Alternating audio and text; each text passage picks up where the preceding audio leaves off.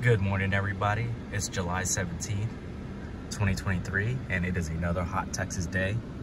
This is the shop update. It is currently 91 degrees Fahrenheit, and it is 11:13 in the morning. Today, we're gonna be diagnosing the Fiat. We have some issues with it. First time I've had issues with it in 3 years. So I'm gonna go ahead and check it out and see what's going on. So here's what we have. It's in a no start status.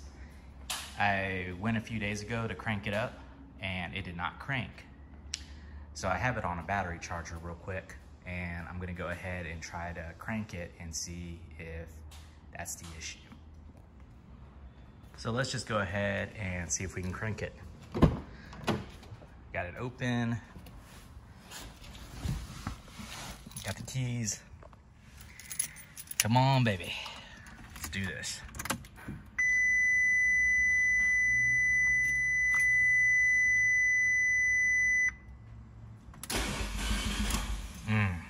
Not good.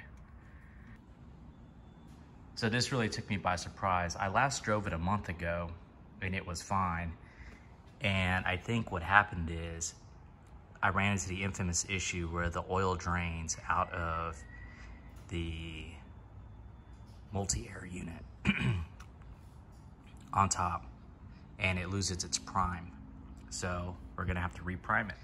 Before I do anything too crazy, I'm gonna go ahead and call the dealership and see if there's any solutions here. Well, I just got done talking to them and they sound like they were at the end of a wind tunnel. Couldn't really hear them, but he said that apparently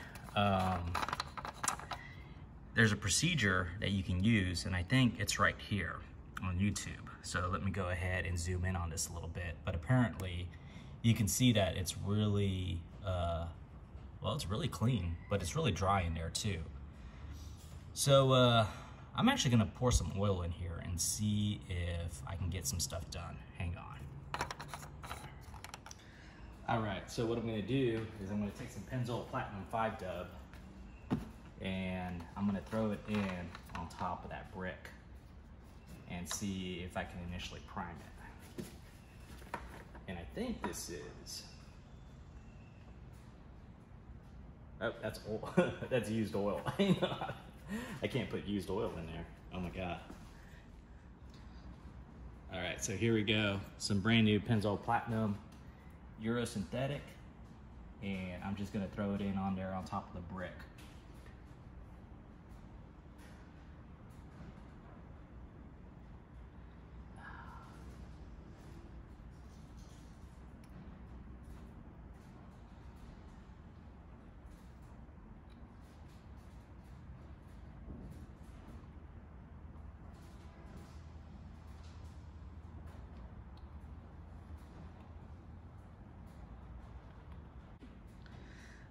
Okay, it seems like it's taken. I'm gonna go ahead and just keep pouring on top, just capfuls, and see if that'll work. I'm not exactly sure how much I should be pouring in here, but the idea is that oil drained from the top of the engine. So I'm gonna go ahead and reprime it. Okay, now I'm gonna go ahead and put the oil cap back on. I really doubt this is gonna do anything. And then I'm gonna go ahead and try to start it.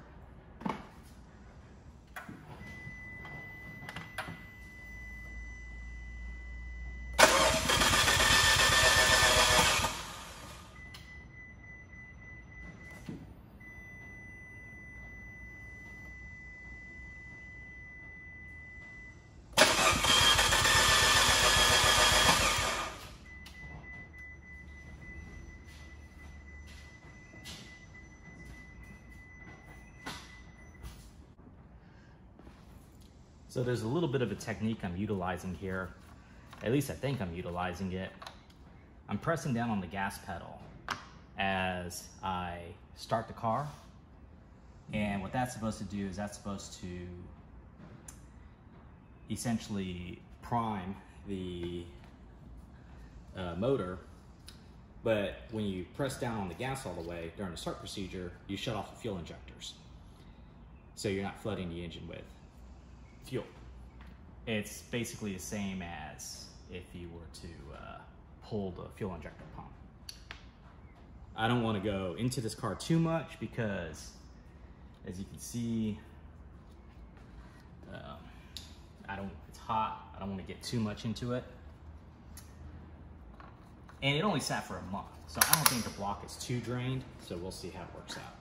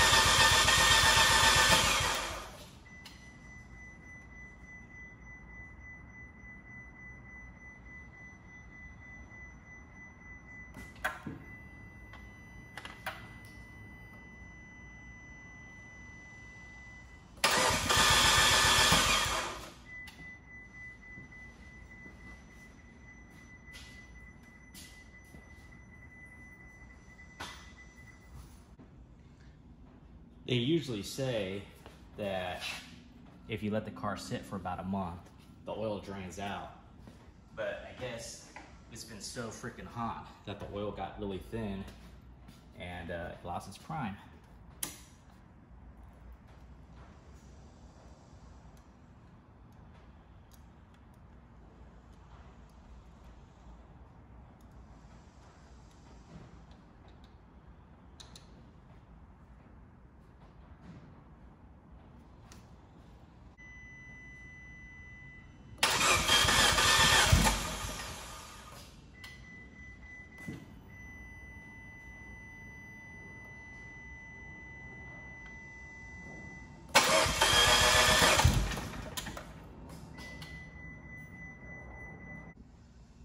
Old school.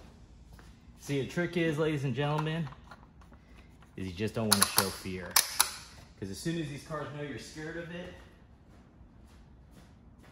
then that's it, you're done.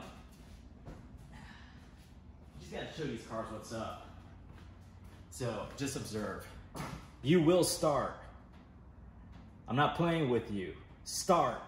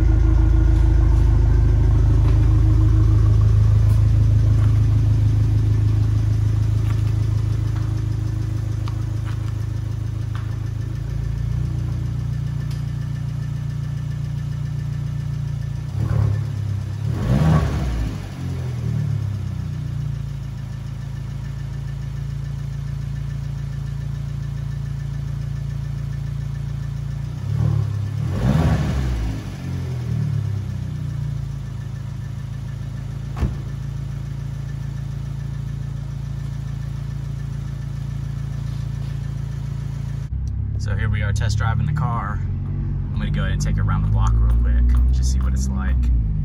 I don't suspect that there's anything too bad with it. I just don't want to bring it back from the dead and then immediately shut it back down. It's kind of disrespectful. Like, oh, hey, yeah, thank you for all your help. Now you can go back to sleep. So here we go. It is making a little tapping noise coming from the top of the engine. And I can't tell if it's injectors or if it's something maybe with the prime. Either way, as I would accelerate, the tapping doesn't seem to be getting louder. So I think we're okay. Just gonna like lightly drive it just to get the oil circulating, get that multi-air running. Because that's really all you can do with it. Maybe change the oil, put some fresh water in it, that's about it. Sounds good. Just take it for a light spin around the block, see how it's working out. Yeah, really sounds like the top end of the engine's really calmed down. Yeah, those are definitely the injectors. Yeah, it's working great. I'm really happy I was able to get this taken care of.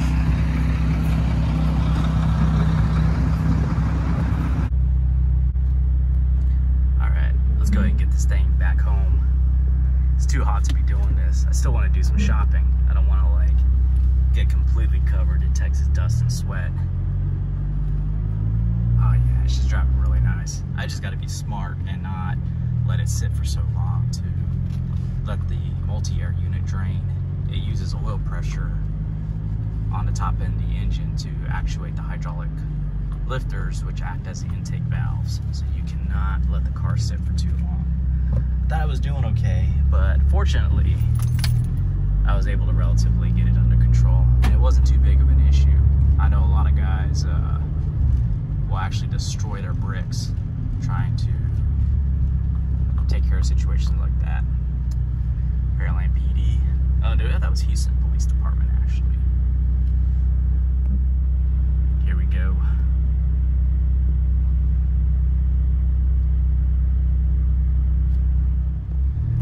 That guy in the van next to me seems really stressed out.